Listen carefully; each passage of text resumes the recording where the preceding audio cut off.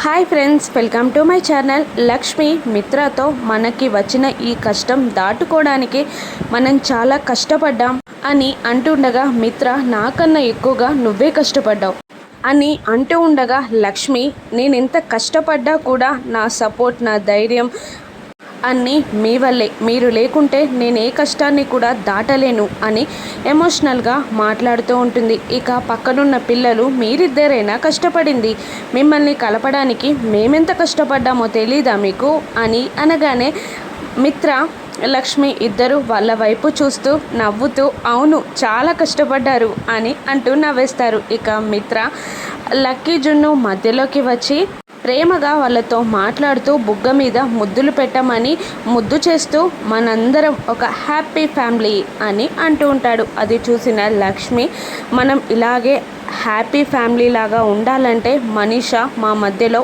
ఉండకూడదు, ఎలాగైనా తన తాళిని తానే విప్పుకునేలా చేసి ఇంటి నుండి గెంటేయాలి అని లక్ష్మి అనుకుంటూ ఉంటుంది.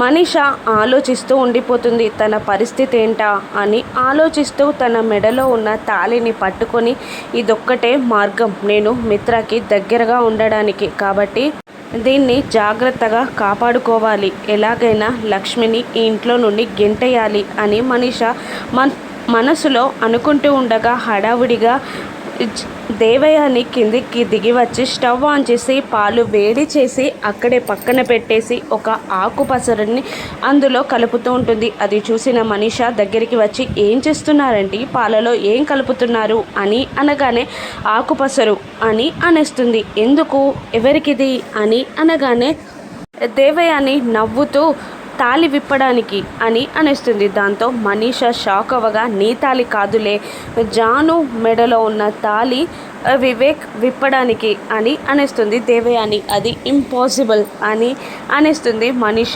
ఈ పసరు మందు వల్ల అది పాసిబుల్ అవుతుంది. ఇప్పుడు నేను తీసుకెళ్ళిన ఈ పాలు జాను చేత వివేక్ తాగాడంటే వాడంతట వాడే జానుని అసహించుకొని జాను మెడలో తాళిని తెంచేస్తాడు అని అంటూ ఉంటుంది దేవయాని.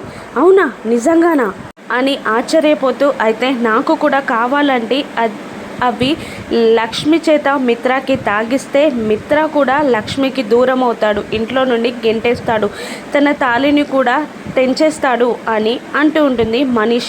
నా దగ్గర ఉన్న పసరంతా కలిపేశాను, ఇప్పుడు జాను వివేక్లపై ప్రయోగిద్దాం, అది సక్సెస్ అయితే మళ్ళీ లక్ష్మి మిత్రాల కోసం తెప్పించవచ్చు అని అంటూ ఉంటుంది దేవయాని. అలాగే అని సంతోషపడుతూ ఉంటుంది మనీష.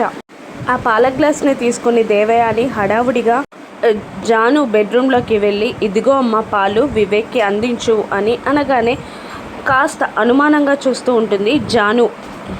ఈ పాలు తాగితే మీ ఇద్దరికి పిల్లలు పుడతారు, అందుకే తీసుకొచ్చిస్తున్నా అని నమ్మిస్తుంది దేవయాని.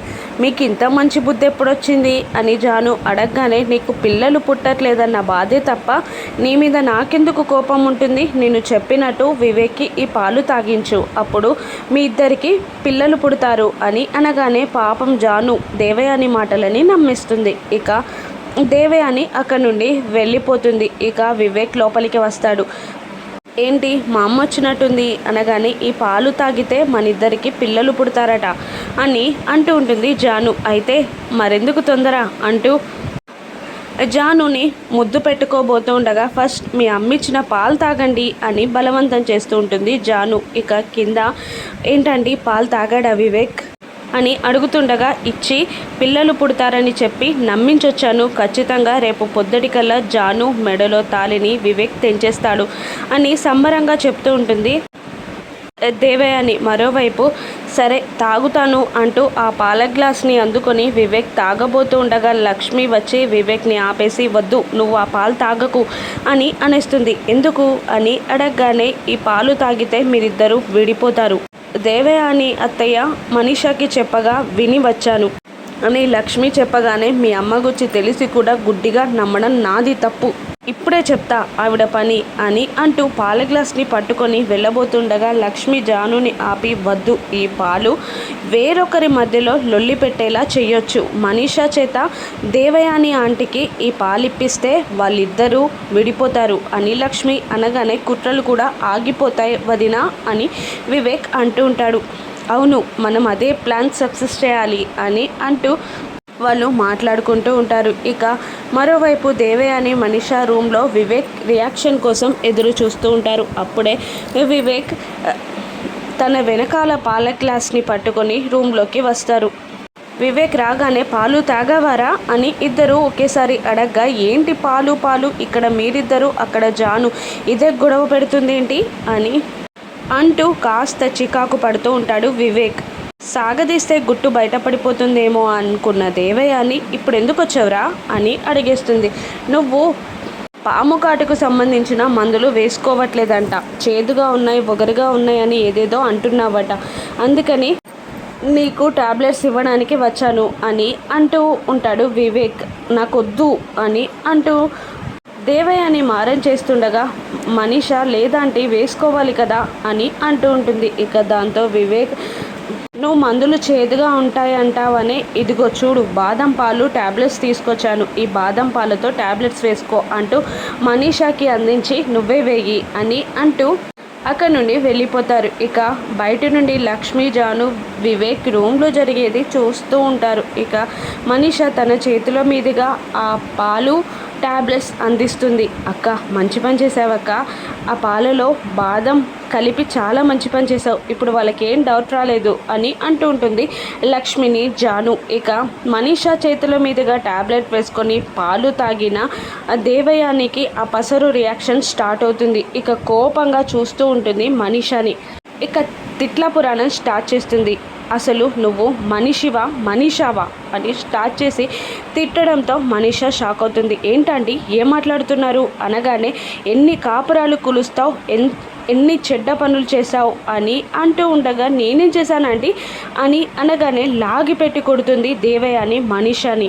నన్ను కొడతారా అని అంటూ ఉండగా మళ్ళీ లాగి పెట్టి చెంపలపై దేవయాని వాయిస్తూ, ఎందరి కాపురాలు కూర్చావు, నువ్వు చేసిన తప్పులు అన్నా ఇన్నా అని దేవయాని మనీషాని చెంపలపై వాయిస్తూ ఉండగా, నన్ను కొడతారా అంటూ దేవయానిని కొడుతూ ఉంటుంది మనీషా. ఇక కోపం తట్టుకోలేని దేవయాని మనీషాని వంచి మనీషా వీపులో పిడిగుద్దులు గుద్దుతూ ఉంటుంది. ఇక మనీషా కూడా దేవయానిని గుద్దుతూ ఉంటుంది. ఆ గొడవని చక్కగా ఎంజాయ్ చేస్తూ ఉంటారు లక్ష్మి, జాను, వివేక్. ఇక దేవయాని దెబ్బలకి మాటలకి భయపడిపోయిన మనీషా రూమ్లో దేవయానిని లాక్ చేసి బయటికి వచ్చేస్తుంది. బయట వీళ్ళు ముగ్గురు నవ్వుతూ ఉంటారు. అసలు ఆంటీకి ఏమైంది, ఎందుకు ఇలా బిహేవ్ చేస్తుంది అని మనీషా అంటున్నా కూడా వాళ్ళు పట్టించుకోకుండా అక్కడ నుండి వెళ్ళిపోతారు. తెల్లవారేసరికి సోఫాలో లక్కీ, జున్నులని మధ్యలో కూర్చోబెట్టుకొని అరవింద, జయదేవ్ నందన్ కూర్చొని పంతులు గారితో మృత్యుంజయ హోమం గురించి మాట్లాడుతూ ఉంటారు. లక్ష్మీ, మిత్ర చాలా ఆనందంగా ఉంటారు. లక్కీ చేత మృత్యుంజయ హోమం చేపించాలని అంటూ ఉంటుంది అరవింద. త్రయోదశిలోపు పూర్తవ్వాలి, లేదంటే ఇబ్బంది పడతాం అని అంటూ ఉంటుంది అరవింద. ఇక ఆ పూట మిత్ర గారు, లక్కీ ఇద్దరు కటిక ఉపవాసం ఉండాలి అని అనగానే, నేనుంటాను కానీ లక్కీ చిన్నపిల్ల కదా అని మిత్ర అంటుండగా, పర్లేదు డాడీ నేను ఉంటాను అని లక్కీ అనేస్తుంది. అప్పుడు జున్ను కూడా, నేను కూడా పార్టిసిపేట్ చేస్తాను అని అంటూ, ఆంజనేయ స్వామి మొక్కు తీర్చుకునేటప్పుడు మేము కటిక ఉపవాసం చేశాము అని అంటూ ఉంటారు. ఇక మీరు చాలా గ్రేట్ అని పిల్లల్ని పొగుడుతాడు పంతులు గారు. ఇక లిస్ట్ ఇవ్వండి అని అరవింద అడగగానే, నేను చాలా పెద్ద లిస్ట్ అమ్మా, ఇంటికి వెళ్ళి రాసి పంపిస్తాను అని అనగానే, మీరు చెప్పండి మేము రాసుకుంటాం అని అంటూ ఉంటుంది లక్కీ. అబ్బో, మీరు రాయడం కూడా రాస్తారా, గ్రేట్ అయితే అని అంటూ ఉండగా, మేమిద్దరం క్లాస్ ఫస్ట్, నేను లక్కీ అక్కని, వాడు నాకు తమ్ముడు జున్ను అని చెప్తూ ఉంటుంది లక్కీ. ఇప్పుడు నిన్ను అడిగారా అని జున్ను అనగానే, వాళ్ళకి తెలియాలి కదా అందుకే చెప్తున్నా అని అనిస్తుంది లక్కీ. అలా సుదర్శన హోమం గురించి మాట్లాడుకుంటూ ఉంటారు. ఇక తెల్లవారిన తర్వాత దేవయాని మనీషా పరిస్థితుల్లో మార్పులేంటి, మనీషా గుట్టుని దేవయాని బయట పెట్టేస్తుందా, సుదర్శన మృత్యుంజయ హోమం కరెక్ట్గా జరుగుతుందా, రాను ఎపిసోడ్స్లో చూద్దాం. Thank you for